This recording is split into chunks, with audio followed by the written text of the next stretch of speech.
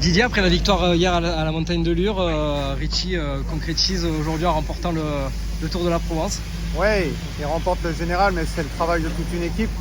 On a vu des débuts à la fin un très beau travail avec Liam, Marius, Rasmus et puis tout le travail à l'intérieur du peloton avec Oliver, avec Aurélien, avec Stan. Voilà, c'est la victoire d'une équipe.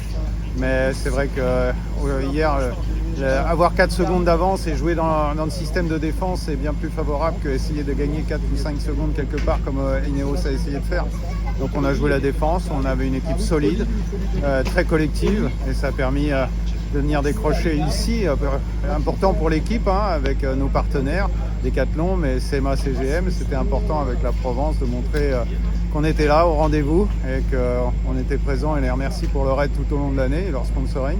Donc ça fait une belle victoire pour l'équipe. Voilà, c'est bien attendu ici. Vous avez joué la défense, mais est-ce que vous avez stressé par moment? Il y a eu à un moment donné une tentative de bordure ou vous avez contrôlé? On avait bien identifié les spots liés à la bordure, donc on était toujours dans l'anticipation d'être présent à ces moments-là. On savait que le vent était fort au début de l'étape et puis allait baisser petit à petit en fin d'étape. Et la dernière tentative de Ineos ne pouvait pas porter, ce vent n'était pas assez fort, il était plutôt favorable.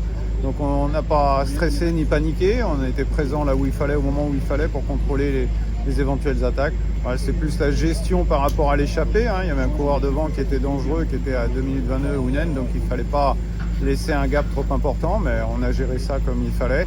Après, s'il y avait des sprinters, des équipes qui voulaient jouer la gagne, c'était à eux de finir le travail. Nous, on a ramené le job jusqu'à 1 minute. Après, il n'y a pas de problème. Nous, l'intérêt, l'objectif principal de cette journée, c'était le classement général.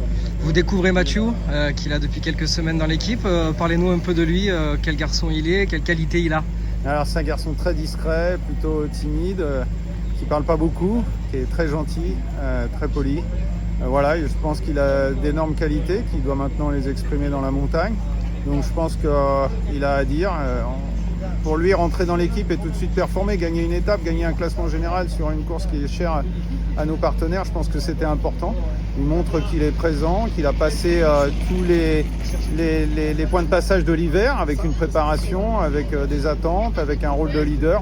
Voilà, il conforte ce qu'on attend de lui et ça c'est bien pour lui. Avec cette victoire et l'an dernier sa 5e place à la Vuelta, qu'est-ce qu'on peut espérer de lui? Qu'est-ce qu'on va attendre de lui maintenant cette saison? On attend toujours dans son rôle, c'est un garçon qui est un grimpeur, donc soit avec Paul Sexas, soit à son titre perso. Mais voilà, toujours travailler soit pour un leader dans la montagne, c'est important, soit pour son propre compte, et là aussi il aura à dire sur la montagne et les classements généraux. Mais voilà, je pense que des garçons de cette qualité-là dans la montagne, c'est important pour une équipe. Et le recrutement a été de bon choix avec Mathieu.